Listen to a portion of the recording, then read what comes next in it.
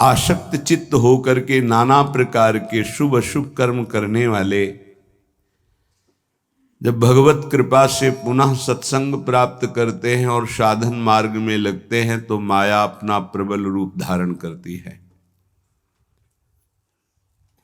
या तो ऐसी अनुकूलता प्रदान करती है कि वो भूल जाए, और या ऐसी प्रतिकूलता झोंक देती है कि उसको लगता है कुछ नाम जपने से नहीं, कुछ साधन करने से नहीं, दुख तो वैसे ही घेरे हुए है। धैर्य छूट जाता है और भगवत मार्ग से विमुख आचरण करने लगता है। इसलिए उपासक को बहुत सरल ढंग से समझना चाहिए कि पुरानी फसल यदि बाजरा बोई है और बाजरा की रोटी मिल रही तो अगली फसल गेहूं बो दिया तो कल ही नहीं रोटी बना लोगे। 5-6 महीने लगेंगे किसान मेहनत करके, खेती तैयार करके, दाना बो करके, सींच करके, संभाल करके, फिर भी वो अतिवृष्टि, अनावृष्टि, ओले वृष्टि आदि से बच जाए, सुरक्षित हो जाए, तो सुरक्षित अनाज घर आ जाए, फिर वो पीस कर रोटी बना सकता है। तुम अनंत जन्मों से मनमानी आचरण करते रहे, आज नाम शुरू किया है तो वो तूफान नहीं उठेगा, नष्ट करने के लिए वो अपना स्वरूप धारण करेगा। उसकी गुलामी सहते रहे हो अभी, काम क्रोध लोभ मोह मद मत्सर। अब तुमको धैर्य पूर्वक नाम को पकड़े रहना। जैसे आंधी चले तो हम पहाड़ का आश्रय ले लें, हटे ना इधर उधर, तो आंधी तूफान पहाड़ को नहीं उड़ा सकती। ऐसे ही श्री भगवान कह रहे मामेव ए प्रपद्यन्ते माया में ताम तरंतिते। माया का तूफान आएगा पर तुम मेरे चरणों को पकड़े रहना, छोड़ना नहीं। पर ये जिनका मलिन हृदय है ना, वो सोचते हैं 4 दिन नाम जप करेंगे सारे दुख मिट जाएंगे। हाँ, पक्का मिट जाएंगे, जड़ से मिट जाएंगे, पर धैर्य पूर्वक जीवन को आगे बढ़ाओ।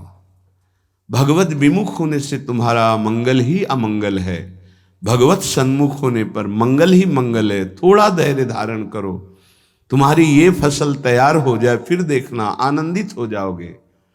पर ये कुसंग मन का और तन का, ये दोनों परमार्थ में टिकने नहीं देते।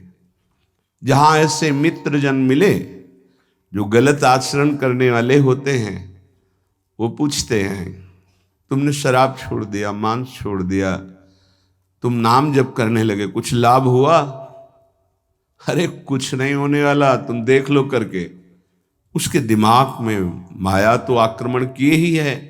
तत्काल नकारात्मक भाव आ जाता है कि नहीं नहीं, भगवत मार्ग में कुछ नहीं मिला, ठीक कह रहे हो, तो आओ हमारे संग फिर हो जाओ। फिर वो माया के मलिन आचरणों में उतर जाता है। वो संत द्रोह, भगवत द्रोह उसके हृदय में अपना स्थान बना लेता है। फिर जन्म जन्मांतर, युग युगांतर कब अवसर आएगा भगवत मार्ग में चलने का। इसलिए जिनको सत्संग मिला है, जिनको नाम जपने का सौभाग्य मिला है, उनको बहुत धैर्यवान होना पड़ेगा। इसको ऐसे पकड़ना होगा कि जैसे हम बहुत बीमार हैं और इस औषधि के सिवा अब हमारा कोई रास्ता नहीं बचने का, अब हमको ये औषधि खानी ही है। जासु नाम भवभेषज हरनि घोर त्रयशूल, तीनों तापों का नाश करने की सामर्थ्य और संसार समुद्र से पार करने की सुदृढ़ नौका, भवरोग की अचूक औषधि नाम है।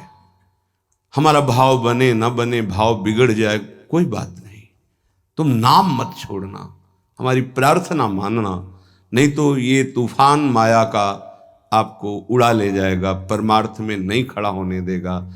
बहुत धैर्य पूर्वक दीर्घ काल तक चला जाता है। धैर्य कहते हैं लाभ मिले ना मिले, हानि मिले, अपमान मिले, सम्मान मिले, हम किसी भी स्थिति में अब नाम नहीं छोड़ सकते।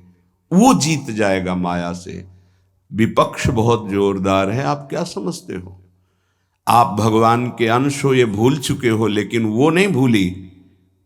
वो भगवान की शक्ति है, भगवान कह रहे हैं मम माया दुरत्य, मम माया, मम मेरी है। जैसे ममैवांशो आपको बोला तो विपक्ष को भी बोला मम माया। अब आपको सावधान करने के लिए भगवान ही संत गुरुदेव शास्त्र इस रूप में संबोधन करते हैं। तो अगर आप इनकी बात मान जाओगे तो माया भगवती कृपा करेंगी और अपना प्रभाव समेट लेंगी, और यदि आप इनकी अवहेलना उल्लंघन करोगे तो फिर उनके प्रभाव से बड़े बड़े ज्ञानी परास्त हो गए हैं। जो माया बहुबार नचावा, जास चरित को लख नहीं पावा, ऐसी विचित्र है, बहुत बहुत विचित्र। जो ज्ञानिन कर चिता परई, बरियाई विमोह बस करई, ऐसी प्रचंड माया है। इसलिए जिनके कानों में आवाज पहुंच रही हो, हमारी प्रार्थना है, बहुत जन्मों से भटक रहे हैं, ये दुख सुख के प्रलोभन और भय में आकर के नाम न छोड़ दीजिए। ऐसा भी हो सकता है कि नाम जपना शुरू करें, आपकी नौकरी लग जाए, आपका काम बन जाए, आपकी अनुकूलता बढ़ जाए। ये नाम का फल नहीं है, ध्यान रखना, ये नाम का फल नहीं है। हम स्पष्ट आपको कह रहे हैं कि जब से आपने नाम जपना शुरू किया आपका सब मंगल होने लगा, ये नहीं है। ये आपके पुण्यों का है, पूर्व पुण्यों का है। ये नाम आपको सामर्थ्य देखा, दुख और सुख दोनों सहकर परमानंद की प्राप्ति। ये विषयानंद नाम के फल से नहीं। आप नाम जपना शुरू किए, सब कुछ बिगड़ना शुरू हो गया, ये नाम का फल नहीं है। ये आपके पाप नष्ट हो रहे हैं। विवेक पूर्वक चलिए। अगर विवेक नहीं धारण करेंगे तो फिर सब मार्ग छूट जाएगा। विवेक इसी से उत्पन्न होता है, सत्संग से। जहां विवेक जागृत हुआ वो आपको टिका देगा परमार्थ में, नहीं तो बहुत बलवती भगवान की माया है। जब लोगों के विचार सुने तो लगता है कैसे निकल पाएंगे इस माया से। आप निकलना ना चाहे तो किसी की सामर्थ्य नहीं कि आपको निकाल सके। स्वयं श्री भगवान आपके हृदय में बैठे हैं। क्या हो रहा है? दुर्गति हो रही। क्यों? क्योंकि आप नहीं निकलना चाहते, इसलिए। भगवान हृदय में बैठे हैं, नहीं निकल पा रहे हो, बात मान लो। आप निकलना चाहो तो निकल सकते हो, आप न निकलना चाहो तो किसी की ताकत नहीं कि आपको इस माया प्रपंच से निकाल सके।